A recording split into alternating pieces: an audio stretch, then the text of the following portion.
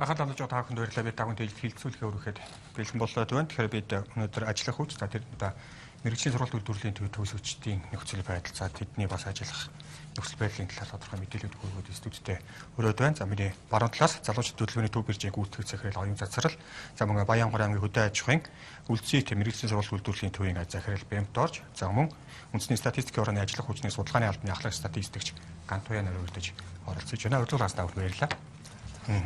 Тэгэхээр Гантуян танаас би тодорхойлж хэлээд юу нэг танаас судалгааны алба маань яг ямар чиглэлийн судалгаануудыг хийдэг юм бэ? За тэгэхээр үндэсний статистикийн хорооноос бол хөдөлмөрийн статистиктэй холбоотой захиргааны бол албан статистик мэдээллийг бол бид нар зарладаг байгаа. Тэгэхээр хөдөлмөрийн зах зээлийн үндсэн мэдээллийн их уср бол үндэсний статистикийн хорооноос 2006 оноос хойш хуулийн дагуу тогтмол явуулж байгаа ажил хүчний судалгаа байдаг. Энэ маань бол хөдөлмөрийн зах зээлийн мэдээллийн их уср байдаг. Үүний зэрэгцээр бид нар бол хөдөлмөр нийгэм хамгааллын яам болон мэргэжлийн эрхлэлтийн ерхий газраас бид нар бусад захиргааны хөдөлмөрийн статистикийг бол зарладаг байгаа. Эдгээрийг нэгт нь бол бид нар сар болгон зарладаг байгаа ажилтгүй бүртгүүлсэн ажилтгүй иргэд ажил хайж болон бүртгүүлсэн ажилтгүй иргэдийн мэдээлэл хоёрт нь төрийн албаны зөвлөлийн нийт төрийн албан хаагчдын тоо мэдээлэл за мөн үйлдвэрлэлийн ослох хортлогын мэдээллийг бол мэргэжлийн эрхлэлтийн ерхий газраас за хөдөлмөрийн маргааны мэдээллийг бол жилээр мөн хөдөлмөрийн нийгэм хамгааллын яамны мэдээллийн их усрол бол зарладаг байна. Тэгэхээр сүүлийн байдлаар манай үндсэн хөдөлмөрийн зах зээлийн үндсэн мэдээлэл болох ажил хүчний судалгааны үр дүнгээр 2018 оны 1-р үйлрэлд бол нийт 15 ба түүнээс дээш насны хүн амын 60.6% буюу сая 265.8 мянган эдийн засгийн идэвхтэй мөн 39.4% буюу 823.5% нь эдийн засгийн идэвхгүй хүн ам байна гэж гарсан үр дүнтэй байгаа. Тэгэхээр эдийн засгийн идэвхтэй хүн ам маань бол ажлагчд болон тухайн үеийн ажлагчд болон ажилгүй иргэдийн хэлбэрээр илрүүлэгдэх тийм ээ. Тэгэхээр манай хөдөлмөрийн зах зээл дээр хэрэглэгчд маань гол төлхөө хэрэгэлдэг ажилгүйдлийн түвшин гэж ярьдаг байгаа тийм ээ. Тэгэхээр ажилгүйдлийн түвшин бол 9.7% таа гарсан байгаа. 9.7%. Тэгэхээр ажилгүй иргэд маань бол сая 122.9 мянга төгрөг өмнөх оны муу хийсээ бол жах өсөлттэй гарч ирсэн. Энд бол шалтгааллах гол нөлөө нь бол судалгааны үр дүнгийн тоон үзүүлэлтөөсөө харахад бол эдийн засгийн идэвхгүй хүн амын одоо тооны бууралт буюу иргэдийн одоо хөдөлмөр эрхлэх сонирхол идэвх ихссэн байгаатай холбоотой гэсэн уялдаа үр дүн гарсан байгаа. Башингтоос өнөөдөр яг төрийн албаны хэдэн ажилт юм байна төрийн албанд төрийн албаны зөвлөлийн мэдээгээр бол шүү дээ 180 орчимтэй нэг тоо яваад. Тийм 190 орчим мянгатай гарч ирсэн байгаа юм. Ер нь зөвхөн одоо сүүлийн жилд нэг талын мэргэжлийн илүүл нөгөө талын мэргэжлийн дутагдaltaй нэг бахан яригдаад байна шүү дээ. Энэ тал дээр тоохон тодорхой анализ хийдэг зүйлүүд юм. Ийм мэргэжлийн хүмүүс ер нь одоо зах зээл дээр ингээд ажиллах уу их байгаад байна. Ийм талын мэргэжлийн хүмүүс энэ дээр илэлцтэй байгаад байна. Тэгэхээр ажилгүй иргэдийг бид нар боловсролын төвшингээр нас гаргаж ирсэн үр дүн байдаг. Тэгэхээр тодорхой манай энэ ажилгүй иргэдийг бол бусад улс орнуудад нийт ажилгүй иргэдийн дийлэх хувь нь бол тодорхой хэмжээний боловсрол эзэмшээгүй иргэд байдаг бол манай улс оронд бол эсрэгээр 72.1%-ийг нь одоо сүүлийн үр дүнгээр 72.1%-ийг нь бол тодорхой боловсрол эзэмшсэн. Өөрөөр хэлбэл одоо техникийн болон мэргэжлийн тусгай мэргэжлийн тунд болон дээд боловсрол эзэмшсэн хүмүүс эзэмшиж байгаамаа. 72.1%-ийг нь тэдгээр иргэдэг. За тоон дүнгээр хэлэх юм бол дипломын болон бакалаврын мэргэжилтэй нийт ажилгүй иргэдийн 122.9 мянган нийт ажилгүй иргэдийн маань диплом боловсролын түвшингээр аваад үзвэл дипломын дээд болон бакалаврын боловсролтой 42.9 мянган иргэн. Түүний дараагаар мөн хоёрт нь техникийн болон мэргэжлийн 35.9 мянган иргэн. За түүний дараа гуравт нь бүрэн дунд боловсролтой 20.3 мянган хүн гээд. За тэгэхээр энэчээс харахад бол дээд боловсролтой болон техникийн болон мэргэжлийн одоо боловсролтой иргэд маш их хэмжээний одоо 72.1%-ийг эзэлж байгаа нь бол энэ хандлага бол ер нь сүүлийн хэдэн жилүүдэд давтамжтай л явж байгаа гэсэн үг. Хөдөлмөрийн олон биржүүд байгаа гэдэг. Одоо ингээд англиад үзэх юм бол яг залуучуудын ихээр бусдаас юу нэг юугаар илүү ялгаатай болоод байна. Монголын залуучуудын албан маань залуучуудын өмнө тулгамдж байгаа мэдээж эрүүл мэнд боловсрол хөдөлмөр эрхлэлтийн чиглэлээр үйл ажиллагаа явуулдаг. Түүний нэг нь хамгийн том асуудал бол мэдээж хөдөлмөр эрхлэлт байгаа. Залуучуудын хөдөлмөрийн төв бирж маань бол үйл ажиллагаа явуулаад 5 жил болж байна.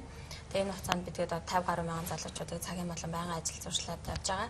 За манай байгууллага гэх юм бол яг бусдаас ялгарх гэх юм бол ерөнхийдөө илүү нөгөө залуучууд руу чиглэсэн залуучуудын хөдөлмөр эрхлэлтийг нэмэгдүүлэх, ажлын байрыг бий болгох энэ чиглэлээр нэлээд үйл ажиллагаа явуулдаг юм байгууллага байгаа. Өнгөрсөн хугацаанд 5 жилийн тэр 50 гаруй мянга гэдэг чинь маш өндөр тоо шүү дээ. Үүнээс одоо жишээ нь байнгын болоод цагийн ажил гэдэг ялгахаар юу ямар 40 гаруй мянган залуучууд нь цагийн ажил зуршлуулсан байгаа. За 10 гаруй мянган нь бол байнгын ажил зуршлуулсан байдаг. 2017 оны байдлаар гэх юм бол 13,800 залуу бидэд цагийн ажлын байранд зурчилж ажилласан байдаг. Байнгын ажилтнаар болохоор нэг 3,000 гаруй залуучуудыг байнгын ажил зурчилсан байгаа. Өнөөдөр та нар дээр ажил яг хайж байгаа гэдээ үзэхээр боловсролын түвшнүүд нь ямар хувь байгаа тийм. Ажил олгогчдын зүгээс ямар хүнийг хайгаад. Ерөнхийдөө өдөрт бид хэд дээр 500-аас 800 ажлын байр ингээд шинжлэгдээд байж байгаа. За энэ дундаасаа мэдээж залуучууд маань ажил олгогч байгууллагууд маань одоо хайж байгаа боловсролчин гэх юм бол мэдээж туршлагатай залуучуудыг маш их хайж байгаа тийм. Тэгэхээр манай дээр ирж байгаа залуучуудын дийлэнх нь нөгөө их сургуулаа төгссөн, шинэ төгсөвчнөр магадгүй 1 жил 2 жил ажил хийгээгүй те ажил ингээд идэвхтэй хайж байгаа залуучууд байдаг. Тэгэхээр энэ хоёрын хооронд маань нэг нь туршлагатай залуучуудыг хайгаад байдаг, нэг нь туршлагагүйгээс болоод яг нөгөө тухайн мэргэжлэрээ ажиллаж чадахгүй дандаа одоо бид эдийн санал болгож байгаа юм гэвэл үйлчлэгээний салбарт ажиллах тийм залуучуудыг ингээ одоо тухайн мэргэжлэрээ заавал 2-3 жил ажилласан байх хэрэгтэй гэдэг юм шаардлага тавиад байдаг тийм. Тэнд нь тэнцэхгүй байгаа учраас залуучууд ажилгүй байхаасаа илүү бүгдээр эхлээд үйлчлэгээний салбарт болоо бүтээн байгуулалтын салбарт ажиллаж гэдэг санал бол тавиад залуучууд ажиллуулаад явж байгаа. Дээд сургууль төгссөн, эсвэл мэргэжлийн сургуулийн үйлдвэрлэлд төгссөн, эсвэл коллеж, эсвэл одоо юу гэдэг нь 10 төгссөн гэдэг юм уу ингээд ялгаад үзүүлэх ямар тод өнгө гарах. За манай ер нь бол бид нэг өдөрт 30-аас 50 залуучууд үйлчлүүлдэг. Түүний 80% нь бол дандаа ихтэй сургуулаа төгссөн залуучууд байдаг. Яг нөгөө эмсүүд төгссөн залуучуудыг бол авч ажиллах сонирхолтой албан байгууллагууд маш их байдаг. Тэр залуучууд маань бас яг ажил идэвхтэй хайж ийн үгүй бол бас арай өөр байгаад байдаг тийм. Би дурчгүй ер нь одоо сая бас хэлж штеп эмсүүд төгссөн залуучуудыг авч ажиллах сонирхол байна гэдэг. Тэгвэл эмсүүдэд илсэх сонирхолтой залуучууд өнөөдөр ер нь тоон дүн өсөж байгаа байдаг юм уу, буурж байгаа байдаг юм. Ер нь бол эмсүүд гэж яриад баггүй хугацаа өнгөрчлөө шүү дээ. Манай Баянгар аймаг хөлцөд аж ахуйн мэргэжлийн сургуулийн төв бол байгууллагад 2006 он гэдэг одоо чинь 12 жил болж байна тийм ээ. Тэгэхээр бусад нисүүдээс манайх нь гараа онцлогтой үйл ажиллагаа явуулдаг л да. Нэгдүгээр сургалтаа эрхэлдэг, хоёрдугаар судалгаа явуулдаг, гуравдугаар үйлдвэрлэл, за дөрөвдүгээр борлуулалт гэсэн 4 шат дараалалаар бид 12 жил ажиллаж байна. Төр засгийн буйнд одоо халиалт хамтын хүчээр ингэ явж байна. За эндээс ингээд ажиллахт бол хөдөө бол одоо мэргэжлийн өдөөгийн одоо манай хөдөө аж ахуйн хүнснээ нөгөө тэр мал аж ахуй гэх энэ хоёр мэргэжил дээр нэг юм ажиглаад байгаа юм. Юу вэ нөхөхтэй зэрэг бидний одоо хөдөөгийн малч одоо мэргэжил олгож байгаа тэр арга зам бол тэр одоо хүмүүсийн одоо ухаанд оюун ухаанд байгаа нэг юм бай тэрний өгтөл ерөөсөл социализмын үед юу бэлтгэжсэн ажилчин бэлтгэжсэн тэр л ойлголт байгаад байгаа байхгүй. Тэгээ сүүлийн хэдэн жилийн ингээд бид нэр явуулсан байдлаас ингээд хараад үзгээд манай их бас сонирхсан. Тэгээд боловсролтой ажил хийж байгаа тэтгэврт гарцсан ийм хүмүүсүүд бол бас суралцж байна л да. Мэргэжлийн боловсролын хуулийн дагуу. Тэгээ би энд юу хэлэх гэж байна нөхөдөө зэрэг манай аймаг одоо ажиллаж байна. Манай аймагт бол нэг бид бол бас манай аймгийн засаг дарга бат жаргалгүй. За хөдөлмөр халамжуулсан хасын дага амарснаа тэдний баг бидний энэ яаж ажилтаа болох вэ хүмүүсүүд. Залуучууд тийм ээ. Яавал одоо хөдөө аж ахуйн доктор сурталтай ажиллах. Ингээ бид нэг юм төсөл хөтөлбөр бичээд зээлийн ингээ бид нэг хэрэгжүүлж явж байна. Залуучууд бол төсөл хөтөлбөр багаараа бичиж байна, чадж байна. Эргээд тэр мөнгө авчаад эргээд нэг юм нөхдөд зах зээлд гараад нөгөө ажлаа хийгээд биелүүлэх нь буцаагаад нөгөө мөнгө төлөх. Тэр мөнгөнд төлдөг их усүр хөдөө байх байгаа. Эннээсээ болоод нэг юм тулгамдсан тийм ээ. Нөгөө цаг үеийн нэг тиймэрхүү юм одоо бэрхшээлд тулгараад байна. Өөрөөр үйлдвэрлэсэн бүтээгдэхүүн борлохгүй учраас буцаагаад зээлүүлж чадахгүй. Тий.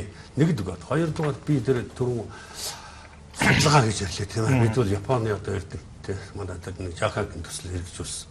Энэ дээр бид бол яг хөтө дээр одоо сүүлийн бүтээгдэхүүний стандарт, сүүлийн бүтээгдэхүүний одоо гэрчлэгээ, бататын гэрчлэгээ аваад тийм ээ. Одоо олон улс төлийн зөвшөөрөгдсөн. Улс орондоо үндэсний нөгөө батат аваад ингээд энийг үйлдвэрлэж эхэлж байна. За үйлдвэрлээд эхлээд ингээд ааруул одоо сүүлийн бүтээгдэхүүн тийм ээ. Буцаагаад нөгөө чи олноор үйлдвэрчлээ авдаг зах зээл зөвхөн аймгийн хэмжээнд байна гэхээс тэрийг холбоод тэр борлуулалтын зах зээл дээр одоо нэгэсэнд тоглогчдод байгаа байхгүй юу? Тийм ээ. Бүр зохион байгуулалт одоо би энэ задуучуудлын холбоонд хэлэхэд байна л да. Тэг бүтээгдэхүүн аваад сурталчлаад олноо захиалгавал бид нар яг одоо манай аймгийн одоо мэрэгжлийн бүх байгууллагууд ажиллаж байна, мэрэгжлийн хяналт ажиллаж байна, стандарт ажиллаж байна, тийм ээ, хөдөө аж ахуйн газар ажиллаж байна. Манай аймгийн хувьд бол ер нь зүгээр би ингээд ажиллаад байгаа миний ажил л та. Ер нь бас хамтар сайн юм хийж байна гэж би хэлж байгаа. Ингээд цааш нь дэмжиж, ингээд газараа олгож байна. Бүх юмыг үл эхлэлийн төдөө нь дэмжлэг хэрэгтэй байл гэж би харж байна. Тэр би дийг сонсч байсан. Дээд боловсрол эзэн жишээл бүгдээр дарах болох сонирхолтой байгаа. Гараа бодлогддог юм байхгүй наа гэдэг зүйлийг одоо энэ ажиллаж тэгэхээр бас манайх нэг юм тойшрохоо их тойлцсон байна шүү дээ. Би бол зүгээр харьцангуй ер нь дээд боловсрол эзэмших ёстой, эзэмших ёстой. Гэхдээ энэ хэрэглээний одоо тийм мэрэгжил гэж байна шүү дээ. Би гэртээ хоолож иддэг, хийж иддэг. Би ногоо иддэг, иддэг, сүг иддэг, иддэг тийм ээ.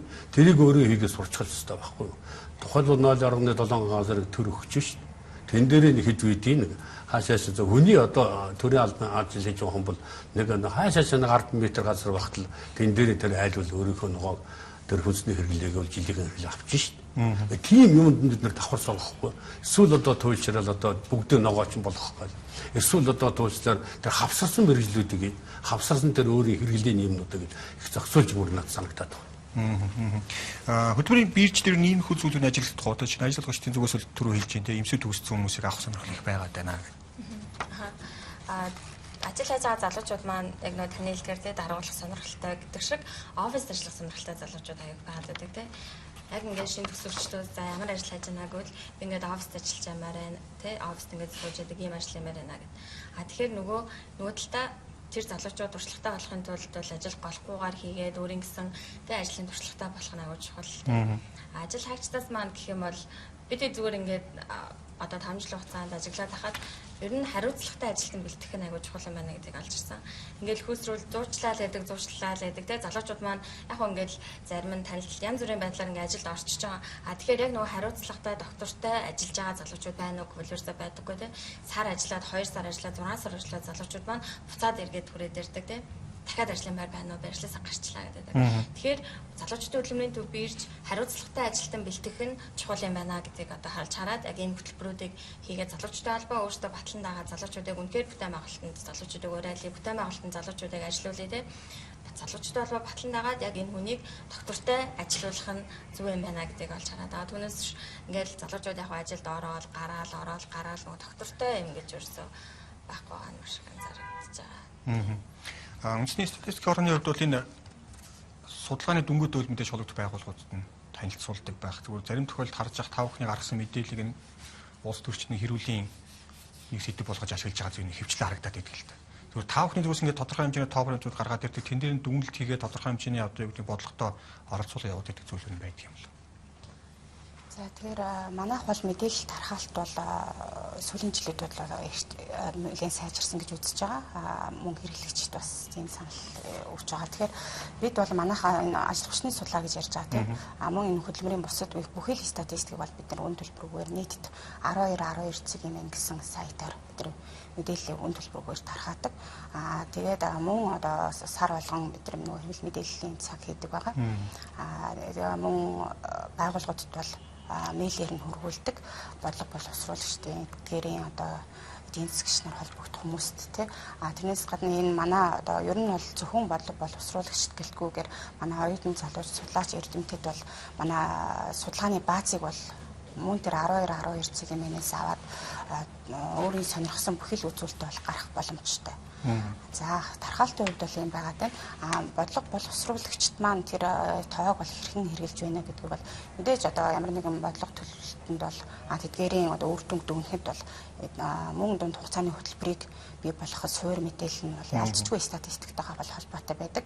Энийг бол манай одоо бодлого төлөвлөгч нар бол ашигладаг гэдэгт бол би л илэрхийлцэхгүй байгаа. Ер нь одоо ингээд судалгаанаас боловсруулаар ялангуяа ажил хайж байгаа хүмүүсийг судлаад үзэхээр ер нь дээд боловсралтай байна. Эдийн засгийн үйлдвэрлэлийн төв төгссөн ингээд юу нь ялгаанууд тоо баримтууд юм гарах уу? За ажил хайж байгаа гэдэг маань өөрөө ер нь бол энэ дээр бас нэг тодруулах хийхэд нийт ажилгүй иргэд гэдэг маань нийт ажилгүй иргэд бол нөгөө бүртгэлтэй ажилгүй иргэд хоёрын ялгааг хэлэх зүйтэй хаа гэж бодож байна. Тэгэхээр нийт ажилгүй иргэд гэдэг маань бол тухайн хугацаанд буюу одоо сүүлийн байдлаар яг тухайн хугацаанд бол ямар нэгэн хөдөлмөр эрхлэлээгүй ашиг орлого олох цалин орлого олох зорилгоор ямар нэгэн хөдөлмөр эрхлэлээгүй нэгтгэх шалгуур. Хоёр дахь шалгуур нь бол ажил хийхэд биелэн гурав дахь шалгуур нь бол ажил идэвхтэй ирж хайж байгаа. Эдгээр хүмүүсийг бол улсын хэмжээнд нийт ажилгүй иргэд гэж хэлнэ. Тэгэхээр энэ маань бол сая миний дөрөнд дурдсан 2018 оны 1-р улиралд бол 122.9 мянган иргэн байгаа юм. За эдгээрээс ажил хайж байгаа 3 дахь шалгуур дундаас одоо нийгмийн сошиал одоо хөгжсөн тохиолдолд маш олон хэлбэрээр ажил хайж байгаа иргэд маань өөрөөр хэлбэл одоо найз нөхөд ах トゥ хамаатан садан гэхээсээ гадна бас нээлттэй өдрөлөг нээлт таалганы өдөр за тэгээд мөн одоо байгууллагуудаар явах интернет сахим сүлжээнээс ажил хайх гэх мэтчлэн маш олон төрлийн хэлбэрээр ажил хайж байгаа хүмүүсээс тэр дундаас зөвхөн одоо хөдөлмөр эрхлэлтийн байгууллагад очиж бүртгүүлж байгаа иргэдийг бол бид нэр бүртгэлтэй ажилгүй иргэд гэж ойлгоно. Тэгэхээр энэ маань өөрөө бүртгэлтэй ажилгүй иргэд гэдгийг бид нэр сар болгон зарладаг. Тэгэхээр энэ үзүүлэлт маань өөрөө хөдөлмөрийн зах зээл дээрх ажилгүйдлийг бол бүрэн илэрхийлэх тоол биш ээ. Улсын хэмжээнд улирлын дүнгээр зарлж байгаа нийт ажилгүй иргэд маань бол ажилгүйдлийг одоо илэрхийлэх боломжтой бүхий тоормаа.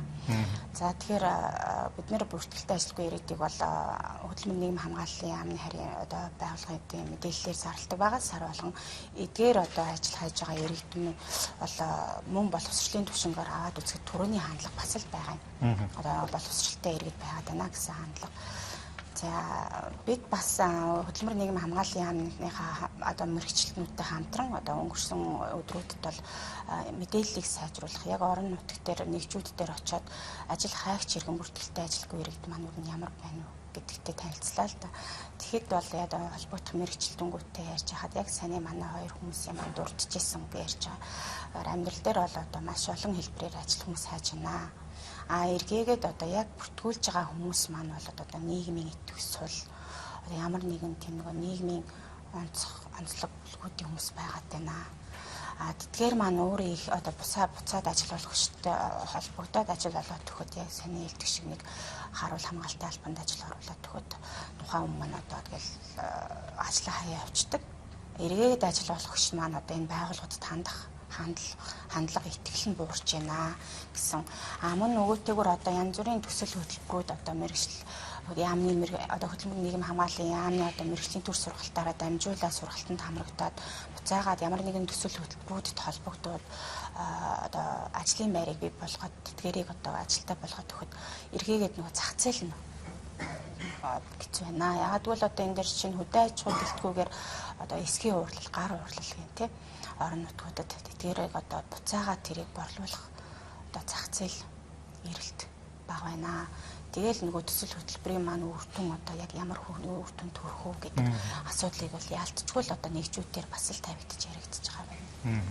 Бүтээгдэхүүнийг борлуулахад одоо танаа эмсүүтийн хувьд яг ямар дэмжлэг хэрэгтэй вэ? Та бүхэн гаргачихсан. Одоо хамгийн гол юм чинь ерөөсөө зах зээлийн нийгмийн гол юм чинь борлуулалт юм биш. Одоо л бид нь мэдэрч эхэлж байна.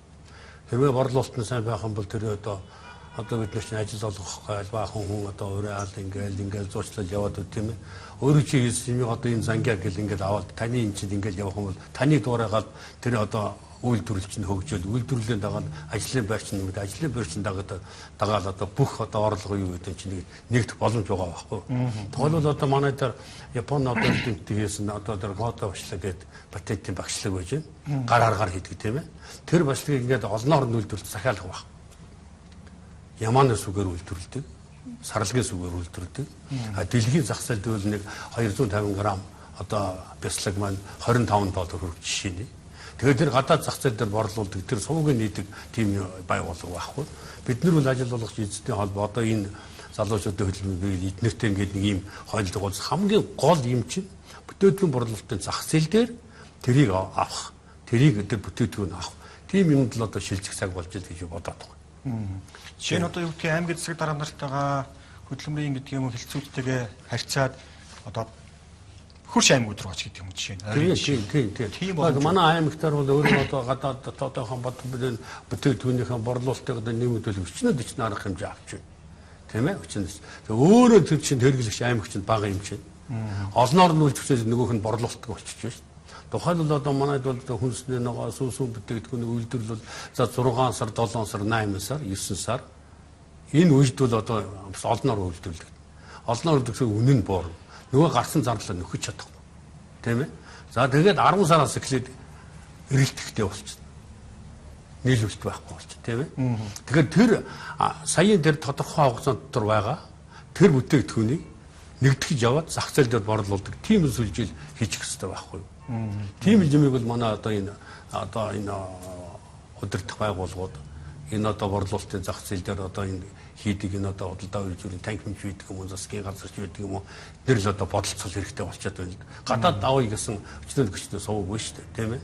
Тэгээ гадаад авна гэдэг зэрэг чинь өнөөдөр бол тэр одоо 90 том биш болцсон байна. Өнөөдөр чинь одоо мэрэгжлийн хяналт гэдэг одоо энэ одоо юуны чинь одоо эрүүл ахуйн шаардлага хангасан бүх юмыг хяндаг, бүх юм ч одоо дэлхийн түвшинд хүрсэн байна шүү дээ. Гадаад зах зээл дээр сурталчилгаа асуудал байхгүй болчиход байгаа.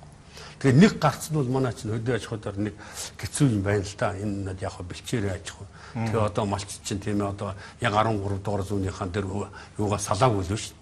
Өглөө бас бол нэг гэрт бүх амьдрал явж байна. Тэгээ тэр гадаад их эрүүл ахуйн шаардлага хангахгүй юм чи авахгүй шүү.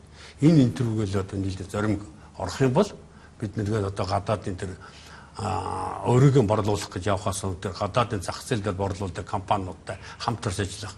Тэр бүтээгдэхүүнийг дагаж энд үйлдвэрлэл тэрийг дагаж гаргах ийм юм арга замыг яах юм бол ер нь бол ажлын байр бол хангадал гэж би бодож байна. Дөнгөж сургууль төгссөн хүүхдээс туршлага нэхэд ялангуяа хугацаа заажаад байгаа шүү. 2-3 жил энэ төр гэдэг. Тэр хэсэг төвхтэй юм. Энэ асуудлыг шийдэх галцны юу ажиллах? Манай залуучуудын хөдөлмөрийн төв бирж маань цагаан ажилтны дэвтэр гэж гаргасан байгаа. За энэ дэвтэр маань ямар зорилготой гэхээр залуучуудын хөдөлмөрийн төвийг бий болгох зорилготой. Цагаан ажлын дэвтэртэй залуучууд маань ерөнхийдөө нэгсэндээ оюутан хугацаанд хийсэн ажлуудаа тухайн дэвтэр дээр бичүүлээ яваад байдаг. Энэ нэг талаараа төгсөөд оюутан хугацаанд би ийм ажил хийж надад ийм туршлага байна гэд эргээд мөн ажил орштой үзүүлээд явах боломжтой. Манай бол анхны авч хэрэгжүүлж байгаа ажил гэвэл одоо ийм байгаа. Тэгээд энэ дэвтэр маань нэлээд үр дүнтэй явж байгаа. Тэгээд одоогийн байдлаар нэг 2000 гаруй залуучууд цагаан ажилтны дэвтэр аваад одоо оюутан хугацаанд хийсэн ажлуудаа бичүүлээд тэ ингээд ажилд орсон юм тохиолдол байдаг. За мөн дээрэс нь залуучууд маань оюутан хугацаанд цагаан ажил хийх нь бас аягүй чухал юм аа. Яа тэгэхээр оюутан байхдаа тухайн байгууллагадаа цагаан ажил хийгээд одоо төгсөөд ажлын байраар бүрэн хангагдж байгаа залуучуудын тоо ч гэсэн маш их байдаг. Тухайн байгууллага маань үнэхээр хариуцлагатай мундаг сайн ажиллаж байгаа залуучуудыг төгсөөд манай заавал ажлын байранд ороорой гэд тэр залуучуудыг оюутан байхад дадлгажуулаад авах юмнууд бол маш их байгаа. Тэгэхээр бас нэг талаараа залуучууд маань нөгөө цалинтай дадлагжуулагч хөтөлбөрийг ерөнхийдөө ингээд үндэсний хэмжээнд хэрэгжүүлэх юм бол энэ бол маш их үр дүнтэй юм шиг байгаа. Тухайлбал оюутнууд оюутан байх хугацаанд тухайн мэрэгчлэрээ те цалинтай дадлага хийдэг 3 сар, 5 сар. Одоо боловсролын студент нь ч гэсэн ингээд нэг 14 хоног дадлага хийдэг, 1 сар дадлага хийдэг. Тэндээ зөвхөн кофе зай зөөгөөл тэгэл ингээд юу сурсан юм байхгүй гарчдаг те. Харин оюутан байхад нь үнэхээр яг цалин өгөөд байгаа хэрвээ тухайн оюутан цалин өгж байгаа бол нөгөө тухайн байгууллага мэдээж тэр оюутнаар бүх юма хийлгэхийг хичээн, сайн ажиллахыг хичээн тийм үү. Магадгүй нөгөө оюутан цалин авч байгаа учраас тухайн байгууллагада бас илүү зөрчилдөлтэй, илүү хандлага сайтай ажиллана. Тийм учраас энэ хөтөлбөрийг ингээ хэрэгжүүлээд явах юм бол бас магадгүй эргээд залуучууд маань туршлагагүй гэхээсээ илүү те тэр төгсөөд ажлын байраар 100% хангалттай боломжтой байхгүй заавал туршлага шаардахгүйгээр тий. Тухайн газраа дадлага хийж байхдаа нөгөө ахмад ажилчдаасаа бас зөвлөгөө мэдээлэл аваад тэр залуучууд айгуу тийм боломжтой гэж зарж байгаа. Өөр нэг нэмж хэлэх юм байна л да. За хөдөлмөрийн ахуйн мессүүдүүд дээр бас нэг онцлог юм. За хувийн мессүүдүүд дээр бол төр жоохон анхаармаар болчих. Эхний ээлжинд бол одоо яг хөтөл зэрэг бид бол бас өөрийнхөө би бол хувийн мессүүдчүүд өөрийнхөө хүчээр явж байсан. Одоо ингээд энэ зах зээлийн чинь одоо ингээд ороо усхацаа хүрээж ирэхдээ зэрэг энэ багш нарын асуудал дээр анхаарахгүй. За сайн ажилтдаг сайн мэрэгжлийн багш нар чинь өөрөөхөө одоо боловсруулалтын гараа явчихдаг. Багшгүйгээр мессүүдүүд чи явахгүй шүү дээ. Хөдөөж худаа мэрэгжлийн дэвшлүүлдэг, тэтгэлгийн нэгдэг.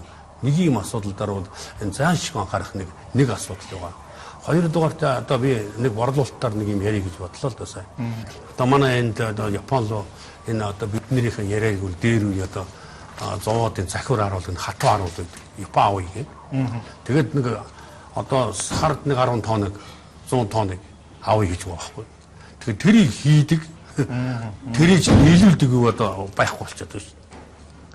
Тэгээ авъя гэсэн газар бол байна. Тийм ээ. Тэгэхээр энэ дээр энэ борлуулалтын юм талын төр жаахан гарах ийм юм даа анхаарахгүй бол тэгээ энэ хөдөө аж ахуйч хөгжих нэ, тэргүүлэх салбар болох нэ. Ийм жоохон гэдэг юмдаар ингээд явчих юм бол энэ чинь урагшаа Монгол бол тэг хөгжилгүй болох биш. Ажилгүй болох биш. Тэр хүмүүсүүд чинь одоо хийх идэвх нь байна. Идэвхийг нэгтгэжүүлсэн тэр борлуулалт тэр бүтээгдэхүүн нуталж авдаг одоо сая нэг хэллээ. Тэр цэцгийгээр юм хийж байна, нэхийгээр юм хийж байна. Хөдөө бол өчнөө юм хийж байна. Энэ борлуулалтаар л анхаармаар байна. Тэрнээс одоо хуучин чинь бид чинь ажил олгох эзэнтэй холбоо гээл тэгэл нэг одоо үйлдвэр ферм байгуулчаад тэр ажлаас нь авах юм шиг ийм яриад байгаа шүү дээ. Хөдөө аж ахуйн бас тийм биш үү? Нэг ферм байгуулахад гिचнээ одоо цаг алдсны дараа нэг ажил өгчээр хангах нэ дээ. Гэтэл одоо нэг угаасаа хөдөө аж ахуйч манайч тархай бодрохай хувийн ийм одоо улд үндэстэй ийм хөгжилтэй юм чинь өөрөө хөгжиж байгаад өөрөө нэгдээд одоо бид дөрв бүл нэгдэх нь шүү дээ. Чи үнсний ногоо чи одоо юу одоо луун бие байцаа энэ хүмүүс тарьдаг энэ дөрвөлээ нэгж байгаа дөрвөн юм гаргаж байгаа ингээд эн чинь нэгдэл гарч ирэх юм. Тэрнээс таны хувийн дээр бэрэмдэр би ажиллана Монгол хүний угаасаа тийм одоо зарчим байхгүй юм байна. Миний юм дээр үгүй нөө. Таны юм дээр энэ наяхаараа намайг зардаг юм. Тийм ээ. Эндээ бод болоод багтай 2 хоног ажиллана тэгээ аяа явчихна. Монгол хүний дээр цаатлын цусан Чингис юм биш. Тухайлбал таны эмчүүд яг өнөөдөр ямар чиглэлээр мэлчилж манай сүүс бүтээгдэхүүн ойж уулт хүнсний тухай гэсэн 3 чиглэлээр. Өөр ямар ч юм авдаггүй би. Яг нь таны улс орчод одоо ч багс шиг үйл одоо мөнгө бодоод нэг олон мэрэгжил авчдаг. Тэгээд тэр мэрэгжил одоо нэг юу үлээ дахин ашиглан өндөг гаргаад байгаа юм хэл ингээ яваад ашиг байхгүй. За ингээ мэрэгшүүлэх хэрэгтэй байна одоо. Хослууд хөдөө аж ахуй, байрлал, уул уурхай. За юу гэдэг нийтийн хавцаа гэдэг ингээд салбарлуулаа тэрийг улс бол нэлийн сайн дэмжиж өгвөл тэр нь бол хөгжил дээр ирчихээ бид нар алин болгон одоо тэгэл мууж муухай хэлэх үү Монголч хөгжөөд биш зөвхөн зохион байгуулалтын менежментийн асуудал байна. Ажил олгогчдод юу ямар судалгаа тухайлбал хийдэг юм. Чинь яг ийм боловсон хүчин ийм мэрэгжлийн гэдэг судалгаа хэр нарийн хийгдэх юм бол тэр тоо баримтууд байна. За яг ажлын байрны захиалга тал дээр бол аль биесний бол статистик байхгүй байгаа. За яг шинэ ажлын байр тэтгэнд тэр ажлын байрны захиалга одоо ажилд оруулж байгаа гэсэн бол хөдөлмөрийн нийгмийн хамгааллын яамны харьяа бол мэдээлэл бол гардаг байх тухайн яамн дээр. Сая синтезийн ажилд нэг авчдаг хариуцлага гэдэг юм яг тухайн авсан хөрт маань бас байхгүй байгаа. Нэг талаас нь болохоор ингээд цалингууд дадлагжуулсан гэж яваад идэг гэж 3 сарын дараа сүүл сарын дараа заав ихтэй чи болохгүй нэ. Эсвэл нөгөөтгөн за одоо чи болж шумаа цалин гэдэг хөнгөд 2 3 хоног ажиллаж байгаа байхгүй болчихдог гэж юм. Ийм зүйлүүд хэрэг ажилладаг. Ер нь бол яг нөгөө ялангуяа сүүлийн үед үйлчлэгээний байгууллагууд дээр ийм асуудлууд аяг гарч байгаа. Залуучуудыг ажилуулчаад 3 хоног дадлагжуулна, 5 хоног дадлагжуулна гингүүтээ чи тэнцэх боломжгүй байна. Бид дараагийн үнэ авлаа гэд. Яг энэ тал дээр хурж байгаа залуучууд маш их байгаа. Монгол цагийн ажлын хууль гэж яг батлагдсан юм одоогоор байхгүй байгаа тийм. Тэгэхээр нөгөө энэ талаараа ингээ хөрсөн залуучууд манай дээр аяг ханддаг. Одоо би тэр газар ажиллаа. Бидэд ингээ зуучлаад явуулахаар би барилгын салбарт ажиллахгүй. Яг тэгвэл цалингаа өгдөггүй намайг ажиллуулж байгаа явуулчихдаг гэдэг. Тэгэхээр нөгөө хоорондынх нь итгэлцэл гэж юм бас айгүй байхгүй болоод байгаа байхгүй юу. Тэр ийм асуудлууд сүүлийн үед ер нь ялангуяа үйлчлэгийн салбарт бол маш их гарч байгаа. Ийдэх бол яг энэ хуулийн зохицуулсан асуудал байдаг юм уу? Одоо дадлагжигч гэдэг ойлголт хуулийн дүрэн байдаг юм. Тэдэн сар гэдэг тодорхой хугацаа заалчихсан ч юм уу? Тэгээ өнгөрсөн жил нэг нөгөө үндэсний хэмжээнд оюутан залуучуудыг цалиндаа дадлагжуулах хөтөлбөр гээд батлагдсан. Гэхдээ тэр нь бол яг одоо хэрэгжилтэн дээр нь анхаарал тавьсан бол байхгүй л юм тийм. Энэ тохиолдолд чинь нэг ажил олох гэж чад хуурцсан нөхөрт хариуцлага тооцох асуудал бас байхгүй. Тэгэхээр нөгөө ялангуяа манайх зуучлалын байгууллагууд бол бид тэр нөгөө байгууллагатаа гэрээ хийгээд яг залуучууд маш олон суугаар ажлын байр хайж ин тэ өнгөцөг юмнээс магадгүй очоод сонингоос зар аваад хайж ин эргээд нөгөө залуучууд маань хин тантгаа мэддгүү харин зуучлалын байгууллагаар зуршлуулсан нэг давтал гэх юм бол бид эргээд нөгөө байгууллагатаа гэрээ хийдэг учраас магадгүй ингээд цалингаа өгөхгүй тохиол бид араас нь хөөцөлцөөр байгаа цалиныг аваад өгч юм уу тэ ийм тохиолдлууд бол аяг байдаг. Тийм. Танаас оруулаад төгссөн хүүхдийн хэдэн хувийн нь ажлын байртай болж байна. Гэхдээ яг одоо эднэрийн бүртгэлээр ингээд бүрдэх юм бол одоо яг нэг ажлын байртай гэж хэлгээд байх юм байхгүй. Яг хөвд нэг одоо нэг өөрөө ёстой борд зүрхээрээ гүйгээд яваад одоо нэг фермер байгуулсан 2 3 хүн байна. Тийм ээ. За яг одоо яг ажлын байргыг бол бас хэлж байртай гэж хэлнэ. Яг хөдөө хуваарь хөдөлмөр эхэлж байна. Гашаанд оноогоо тарьж байна. Тийм ээ. Тэрийг одоо энэ статистик мэдээд нэг орох юм бол тэр чинь яг нэг тогтмол ажлын байр гэхгүй шүү. Улирлын чанартай болчихдог тийм ээ. Ийм асуудал байгаа. Тэрнээс өсвөл одоо яг манай Баян хонгортод ерөнхийдөө бол ер нь хуваарь эрхлэх аж ахуй төр хүнсний нөгөө нь юу бол одоо яг л миний төрөний хэлдэг борлуулалтынхаа зах зээлийг хүлээгээл. Тэгэл одоо айл болгон одоо ногоо зарчдаг болсон одоо помидор өнгөрсөн ер нь бүхэл хүн тарих шүү дээ. Тэгээ борлуулалт байхгүй тийм л асуудал байгаа юм. Нөгөө талын юм зүгээр би нэг ингээ бодохтой нэг 70 мянгаар одоо би харин бас энэтэй холбоотой гэж боддгийг. Хүмүүсүүд энэ 70 мянган төгрөгийг ойлгохтой байж тээ ингэж ойлгохгүй тэтгэлэг өгч байгаа юм. Нөгөө талаас тэтгэлгийг таргаж байгаа бол яг мөнгө зардаг. 70 мянган яаж зарах юм? Чи юу хэрэглэх юм? Гэт тэр 70 мянган төгрөг өөрчлөн бол нэгсэндээ эдийн засгийн хичээлүүдийг одоо манай төвийн хувьд заадаг байхгүй. Яаж мөнгө төлөвлөх юм? Яаж төсвөлөх юм? Яаж орлого олох юм? Юуг нь хөрөнд зарах юм? Юуг нь чи одоо юу гэдэг талбайдаа бордоодоо зарах юм тийм ээ? Юуг нь хийх юм? Эндгээр чи нэгэ хөвгтүүд чинь хоршоод нэгдээд тэгээ дараагийнхаа шатанд гардаг байхгүй. Энэ байхгүй болчихдоо зэрэг чинь нөгөө төсөл хөтөлбөрөөр хэрэглүүлдэг чинь жижигхэн хөргөн хувьцаа гаргаа явчихдаг байхгүй. Төгсч байгаа хөвгтүүд чинь нийлээд хоршоо маягийг байгуулаад хөшүүрэг эдийн засаг хөшүүрэг маягаар ашигладаг байхгүй. Тэрийг бас буруу ойлгоод одоо тэтгэлэг гэж яриад би зүгээр санаа зовчил гэдэг. Бол энийг одоо өгөх шийдвэр гарч байгаа юм шиг байна. Өгчвөл тэгээд тэр цаатад маш сайн уйлдаж өгөх. Даалт үтэнэл гэдэг юм ээ. Даалт үтэнэл бүр одоо эргүүл төлөх нөхцөлтэйгээр бүр одоо босоо тийм ээ. Бүр одоо фермер хоршоод ингээд тавуулан оршоод ферм болгоод гараад ирэх тэр бүрэл зээлмэлдүүнээр хандуулч надад санагддаг юм л да. Зарим газар манайхын чинь бас товшилт байхгүйгээр дандаа юм байдаг. Нөгөөх нь болж байгаа ч үзэхгүй болохгүй ч юм хэрэгтэхгүй тийм. Дурсч жил ийм юмнууд бол би бол одоо зүгээр бодоход энэ мэрэгжлийн сургалт төлөвийн төвийг бол яг тэр мэрэгжлийн хандуулаад тэр ерөнхий улс орны сургуулийн мэрэгжил эзэмшээд байдаг юмнаас нь ерөөс тэрийг авч хаймаар л санагдаад байна. Тэр ерөөсөө мэрэгчлэл ажил чинь тэр одоо баялаг бүтээлээ би зүгээр бид нар бол ярьдаг юм л да. Одоо энд ногооч ингээд бэлдсэн байна аймгийн төсөв бүр улсын төсвөөс хөнгөлнөөс за ингээд улс ингээд ажил улсын төсөв баялаг. Цаашаа тэр аймаг орон нутаг улсын төсөвтэй холбож бид нэр мэрэгжлийн сургалт үйлдвэрийн төвийг хөгжүүлэх ёстой гэж боддог. Хаана баялаг бүтээж чадчих вэ? Тэр салбараар төлөхөө хөгжүүлэх гэсэн. Өнөөдөр энэ Баян аймгийн хэмжээнд хамгийн ажлын байрыг одоо бий болгож байгаа салбар гэвэл ямар салбар баг? Тарай ногоол баг. Гэхдээ одоо жигэл одоо манай чинь юу вэ нэ тэр хөдөө аж ахуйн салбар л шүү дээ. Хөдөө аж ахуйн салбар байна. Мал тарай ногоо. За тэгэхээр дараад нь уул уурхай байдаг. Тэгээд нийт ах үйлчлэг байдаг ба. Тэгээ одоо бүгд ташаандаа нэг жоохон тариад тэдний бурууч бас биш л дээ.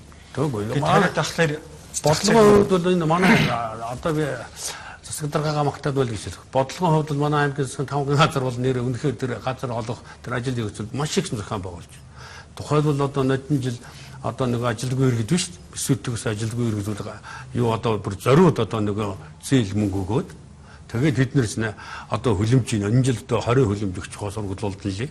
Нодны газар ногоо тариулаад аймаг бол одоо хийгээл хийж байгаа юм эргээд нөгөө борлуулалт байхгүй болох зэрэг нөгөөх нь тэгэл нэг сайхан ажил эхлээл. Эцэст нөгөө улсууд нь борлуулалт голдоход дургүйсэн үстэй. Баахан ногоо тарьж чинь нөгөөх нь авдаг борлуулалт хүн байхгүй тийм ээ.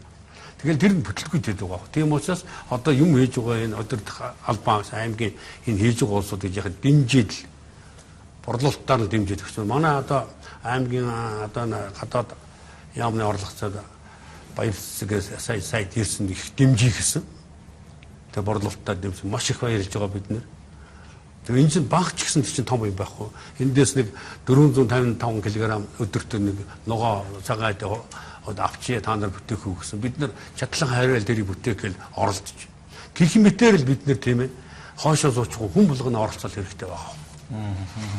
Бимдорч хэлж байгаа чинь одоо жишээ нь дэд улсралтай хүн месүүд дээр сурч байна гэдэг нь бас нэг юм хэлээд байна гэж би зөвхөн хувьдаа бодоод байгаа. Тэгэхээр та бүхний үед мэдээж залуучуудын холбооны дэрэгдэх гэж байгаа юм чинь дээд сургуулиудын чанарын асуудалд юу н өөрсдийнхөө байгаа бааз суурь ашиглаад тодорхой хэмжээний ажлууд хийх боломжуудыг нэрвэдэг юм бол шахалт үзүүлэх гэдэг юм нэг талаас. Танаагаас гарч байгаа юм чинь ажил болдохгүй. Эмсүүдээс төгсөж байгаа хүмүүсийг энэ хүмүүс хайгаад байж тааж гэдэг юм. Яг бид энэ дээр судалгаа явуулаад яг Ер нь зүгээр одоо шинэ хийж яг яаж байгаа. Хийж байгаагүй тийм. Ер нь одоо яг тим төрлийн ажлын байрыг ихээр хайж байна. Тим мэрэгжилтэй хүнийг ихээр хайж байна гэдэг нь аль нь вэ? За тим мэрэгжилтэй хүмүүс ажилгүй байгаад байгаа нь ямар мэрэгжил? Сая бид хамгийн сүүлийн жишээг бол сая бид бүтээн байгуулалтад танилцуулаад гэж залуучуудыг илүү нэг бүтээн байгуулалтын салбарт хөдөө орон нутагт ажиллах боломж байгаа. Тэгээ бүтээн байгуулалтын залуучуудыг уриалгах зорилгоор бүтээн байгуулалтад танилцуулаад зохион байгуулаад 50 гаруй залуучуудыг аваад Өмнө Говь аймгийн цогцсэд барилга 5 толгой уурхаатай танилцуулаад хийгээд ирсэн. 5 толгойн залууч дарганаар юу ярьж байгаа гэхээр бид тэдэд яг одоо жишээлбэл марк шейдерч гэдэг юм уу тийм нарийн мэрэгжлийн чиглэлээр залуучууд байвал бид тэд рүү явуулаач. Тийм хэрэгцээ маш их байна. Даанч залуучууд маань бүгдээрээ л нөгөө нэг хуйлж бүгдээрээ л яг одоо ялангуяа залуучууд маш их нөгөө академиуд бий болсон тийм хүний нөөцийн академи, офис менежер одоо юу гэдэг тийм.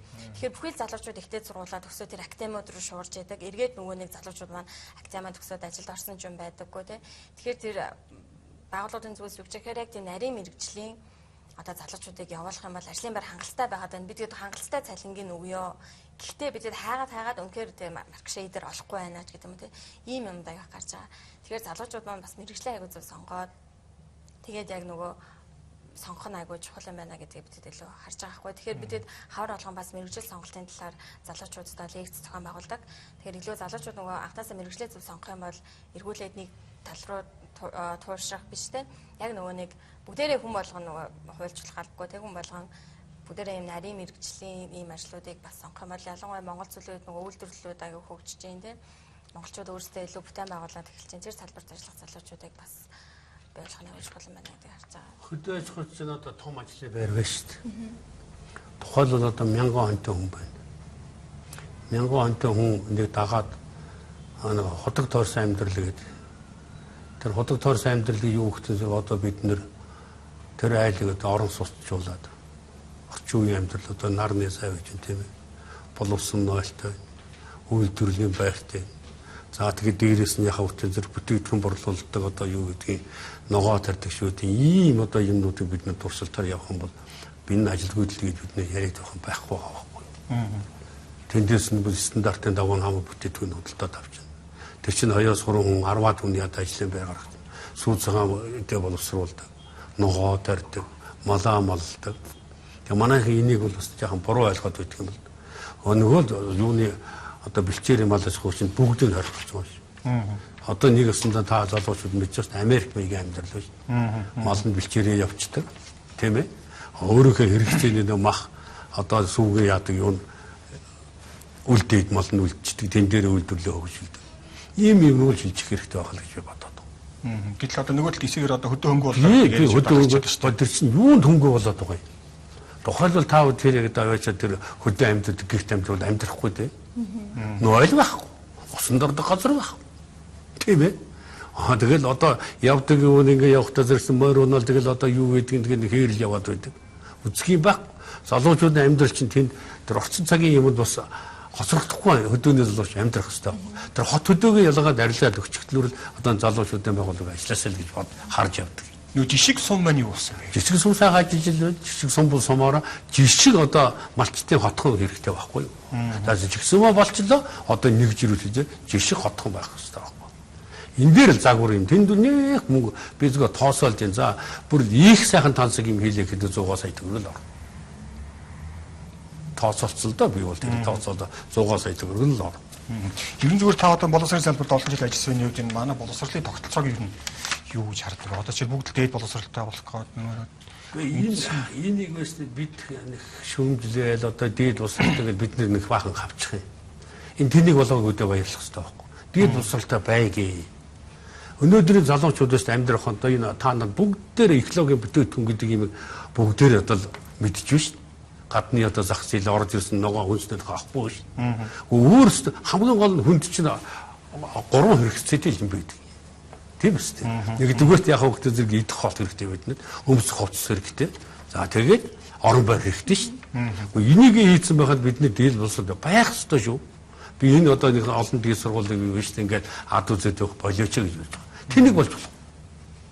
Монголчууд авах юм ч одоо интернет үйлчлэгээ ямар гоё юм бэ? Би сая Дорнод аймагт яваад очиод энэ коллежээр орж ирлээ л дээ. Ямар гоё хөгжсөн байж. Бид нар бас юм нэг сайхан нүдээр харъя л да. Дандаа нэг хар юмар ингэж би нэг будаад яах. Тэд дэргөө Монгол өөрөө тэгэл өөрөө аваад залуучуудаа аваад явчих. Тэг эрхчлөөг нөх өстой байхгүй. Тэгэхээр би бол энэ одоо тэрний хооронд харин тэр одоо энэ одоо газар өгчөнд газар дарна тэрнийг хөөрхөн төлөвлөлттэй юм хийгээд тэр ногоогоо таар сүүсүн бүтээтгүүнээ хий тэр өөрөөхөө л хувийг эхлээл авчих. Тийм ээ? Өөрөөгөө л амьдрал хүнээс төгс гоохгүй, хүнээс ногоо гоохгүй, хүнээс мах гоохгүй гэдэг юм уу тийм ээ? Өөрөөхөө хэрэгцээг л хангах хэрэгтэй. Гэхдээ хуулийн хийгээл яваа гэлтэй. Тийм ээ? Тэр одоо багшаа хийгээл яваа гэл эмчээ хийгээл яваа гэл. Тэр нөхцөлийг л хангаад өгчих хэрэгтэй. 3 сая. Одоо учраа тэр амьдрах ухаан тийм ээ. Тэр учрыг л одоо болоод өгчих юм л чинь тэгэл болчих гээд байна л да. Та нар бол их юм хийж байна би их баярлж байгаа. Нэг хэсэг жаахан гутарч явсан. Одоо бол би бас их баярлал яваад байна. Тийм байна. Айгу маш өдөр хүн байна ер нь. Гэхдээ энэ өдөр байх хэрэгтэй. Ер нь өнөөдөр яг ажиллаж байгаа залуусын хүсэж байгаа дундад цалин өнөөдөр хэд байна? За ажил олгогчдын зөв өсөх боломжтой гэж байгаа дундад цалин нь хэр байна? Ялангуяа төсөөд ирж байгаа залуучууд маш өндөр цалин үздэг те. Өөрөө би нөгөө юу хийж чадах вүлээ? Надад ажлын туршлага байгаа юу гэдгээ харахаасаа илүүгээр цалин эдийн гэж аяг асуудаг. Дунджаар бүгдээрээ бараг 800-аас сайд хүнээ цалин авахыг хүсдэг те. Тэгэхээр өнөөдрийн дундад цалин бол 600-аас 800 байгаа хгүй. Тэгэхээр залуучууд маш өндөр цалин үсээд байдаг. Тэр цалинд тэнцвээс нөгөө чадвар боломжтой хандлага байна уу гэдгийг чухал. Тэр би сонсож байгаа хуульч, эдийн засагч, за манай миний мэрэгжил ордын сэтгүүлч энэ төр ингээл төгсөөд байдаг лангууны яар зогсоод байдаг. Тийм. Гэтэл нөгөө талд одоо яг өнөөдөр эрэлттэй байгаа мэрэгчлүүд бол за яг уулуурхай бол одоо ялчих ороод хүмүүстэй шимэлэн гошоор хандлага байх шугаа. Өөр илүү ирээдүйд гэдэг юм одоо мэрэгжил магадгүй сонгох гэж байгаа одоо эсдийн хэрэг шалгалтж байгаа болох гэж байна. Ийм мэрэгчлэрний ирээдүйд за ойрын ирээдүйд ялангуяа хэрэг болно даа гэвэл ямар мэрэгчлүүд байна? Ялангуяа одоо ер нь анзаарахад Монгол одоо үндэсний бүтээгдэхүүн те үндэсний үйлдвэрлэл маллаж авах гэж энд ярьж байна те. Тэрнтэй адилхан нөгөө сүн бүтээгдэхүүнээ үйлдвэрлээд гаргах юм бол Монголд маш их боломж байгаа те. Тэгэхээр нөгөө Монголд одоо бид эдийн ингээд сүүлийн үеийн ажлын байрны захиалгууд нөгөө үндэсний үйлдвэрлэлүүдээс аюул захиал гарч байхгүй. Нарийн мэрэгжлийн мужаан, эсгийн эдэл дээр ажиллах ойдолчин ч гэдэм үү те. Ингээд ширх энтлийн мэрэгжлүүдийг одоо энэ чиглэлээр төгссөн залуучуудыг авъя гэсэн ажлын байрнууд аюух байгаа. Тэгэхээр бид залуучуудыг ихтэй одоо ялангуяа ихтэй сургууль гэхээсээ илүү те үнэхээр өөрийн сонирхож байгаа бол маш сайн мундаг мэсүүдэд суугаад те мэсүүдээс аюу мундаг мэрэгчлээ ингээд сонгоод авах юм бол ажлын байр бол хангалттай байгаа. Магадгүй 5 жилийн дараа Монголд үйлдвэрлэл үйлчлэгээ маш их хөгжин те. Тэгэхэд өөрийн гэсэн чаддаг юмтай үнэхээр үндэсний үйлдвэрлэлийн бүтээгдэхүүнүүдийг аюу мундаг хийдэг те. Нөгөө гар урлал юу гэдэг те тэрнгээр илүү явах юм бол боломж маш их байгаа гэж харж байгаа. Сүйдчийн сургалтын төлбөрийг яадаг юм бэ? Зарим л үнэгүй багш шиг үлээ. Зарим тодорхой хэмжээний төлбөр бүгд үнэгүй. Тэгээд та хүмүүсийн за яг тэд нар 70 мянгаар ингээд явчихна. Та бүхэн өөрсдөө санхүүжилтээ яаж бий болох вэ? Хувьсах зардлаар явдаг. За нэг оюутан. Тэгээд нэг оюутанд манай аймагт 600 мянган төгрөг. Жилийн. Тийм жилийн. Энэ хүрэлцээг нэр одоо ер нь тухай үед бол болж юусан. Одоо энэ чинь хан шингэчтэй зэрэгчнэд бас төрөлцөхгүй байна л да. Тэгэлэр багшаа авч өгөхийн тулд одоо багшийн салин нэмж чадахгүй болж байна. За тэгэл энэ улсын сургууль болцоо зэрэглэн детгэлэг мэтгэл бид нар чинь бас нөгөө хэдэн багш нар чинь бас л тэр хэмжээгээр айл нөгөө цагаан сар болохоор яадаг үгүй тэнцэл бас дуурайгаал нөгөө чинь нэмэхгүй болохгүй хууль биелүүлэхгүй болохгүй нэ. Тийм ээ. Тэгээ тийм юмдаар бол төр бас бодж байгаа байх л боддгийг. Тий. Бидний тийм сонсогчийн ойрын жилүүдэд алга болох, устж өгөө болох мэрэгжил гэж нэг тодорхой жагсаал байд юм шиг байл. Зөрүүлээд шинээр бий болох мэрэгжил гэдэг нэг би энд нэг санал байдаг юм аа. Энэ хууль эдийн засгийн мэрэгжлийг байж та одоо нэг их байна гэх юм. Өшөө баг байгаа байхгүй. Өшөө одоо бүр чөлөөтэй бэлдэх хэрэгтэй.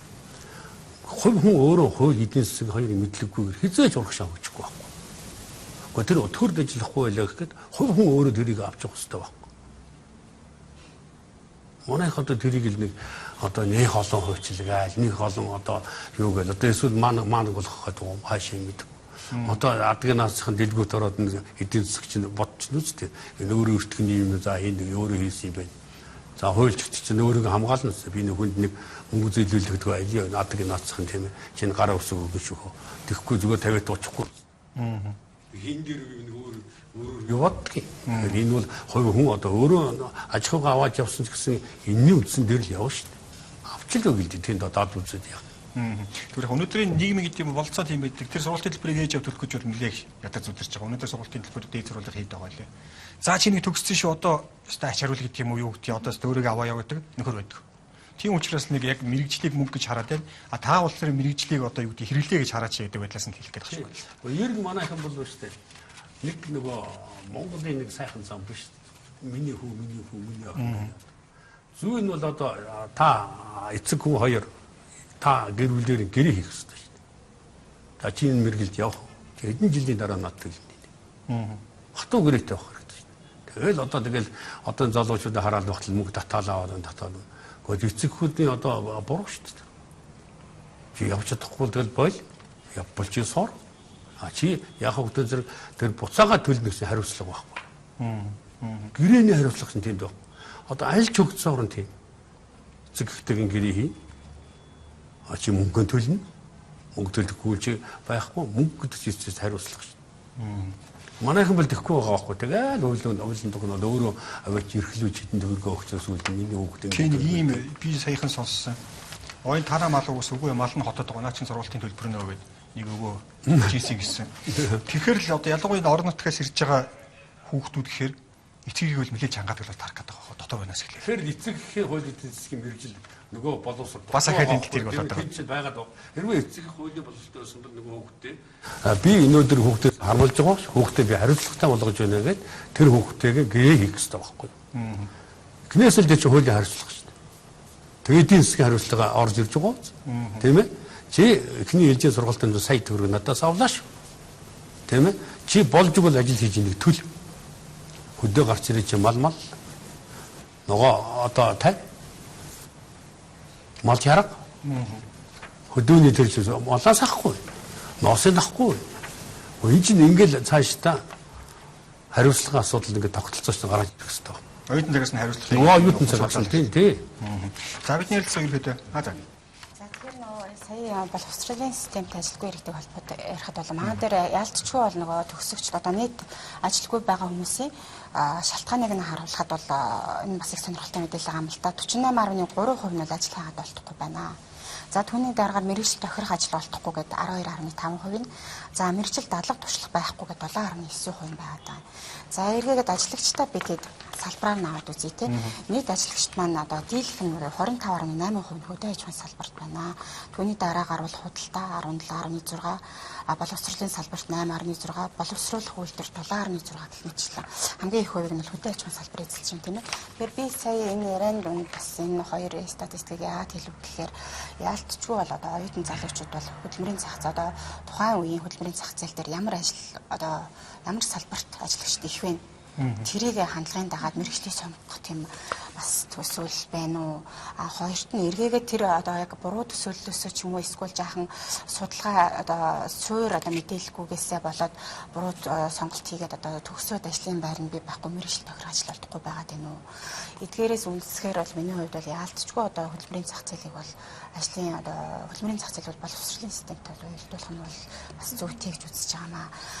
Нөгөөтэйгээр бид нар одоо хүн амжитайгаа холбоотойгоор бид нэр хөдөлмөрийн насны хүн амуудаа бид нар сүүлийн жилүүдэд манай Монгол улсын хүн амс 3 сая төрлөө хөдөлмөрийн насны хүн ам бас баггүй өсөлттэй явж байгаа. Тэргээр төнтэйгээ уялдуулаад бид нар бас ажлын байрыг бол байнгын ажлын байрыг бол яалтчгүй бий болох хэрэгтэй. За хүн ажлын байр гэлтгүүгээр одоо манай боловсрол эрүүл мэндийн салбарын одоо тоо хэмжээ одоо яг хүн ам зүйтэй хүрхийц байна уу? Нэг хүний ачаал хэр байна гэдгийг бас харгалзах хэрэгтэй болов уу гэж үзэж байгаамаа.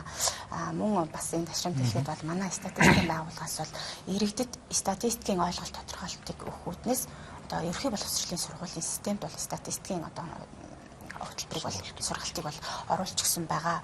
Ингэснээрээ одоо заавал бодлого боловсруулагчд гэлтгүүгээр манай иргэд маань багаас одоо жишээ нь статистикийн мэргэжлийг одоо эзэмших бол үр дүн юу байх вэ гэхээр бидний сая ярьсан ярхэн одоо бизнес үйл ажиллагааг явуулах уу, хэрхэн зах зээлийг судалж ийж одоо бүтээгдэхүүн үйлдвэрлэх үү, эргээгээд тэрийг одоо хэрхэн эрэлт нийлүүлэх үү гэдгийг дээрээ одоо наад захын эндийн жишээ нь одоо ийм чадварыг эзэмших байхаа гэж бодож байгаа. Тэгэхээр мөн бодлого хөтөлбөрийг бий болгохдоо энэсүүдэд одоо төгсөж байгаа хүмүүсийг ямар зах зээлээ судалж ийж л одоо институтын ямар нэгэн хөтөлбөрийг явуулах шаардлагатай болов эргээгээ зах зээлийн бий болох хэрэгтэй байгаа юм байна. Тэр дагуу л гэдэг.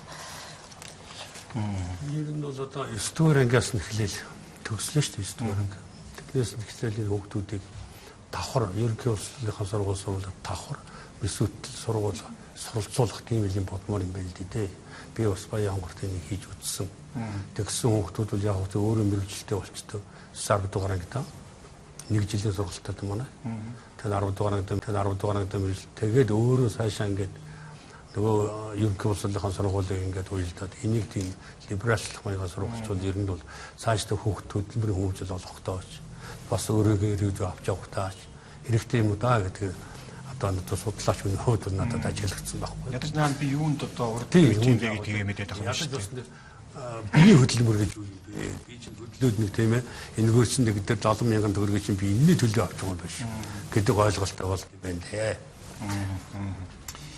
Зааглалт системд хилцүүлгөөр өндөрлүүлж чинь студидтэй бид. За миний баруун талаас залуучуудын төлөвлөгөөний төв биржийн гүйцэтгэх захирал Г.Оюунцацрал. За мөн Баянгуурын аймгийн хөдөө аж ахуйн үлцэд мэргэжлийн сургууль үйлдвэрлэлийн төвийн захирал Бэмторж. За мөн үндэсний статистик хорон ажил хүчний судалгааны албаны ахлах статистикч контрол нарыг болж болж таахын тоос өнөөдрийн манай ажлын хүч за тэний дурдаа мэргэжлийн сургууль үйлдвэрлэлийн төвийн тойрсон асуудлаар таахын тодорхой мэдээллүүдийг танилцууллаа. Урьдчилан таах баярлалаа.